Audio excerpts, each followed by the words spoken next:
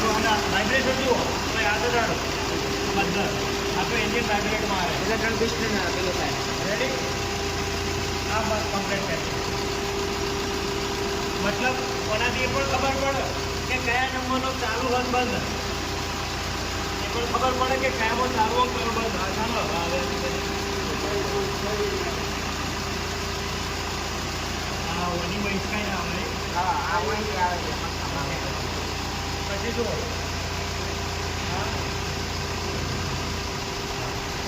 આ ત્રીજો યસ ત્રીજો અને આ બે બંધ કરવાનું, બે માં રાખો. બે બંધ કરી દેજે. બે ધારો કે આપણે બે બંધ કરી ત્રણ કરી દે.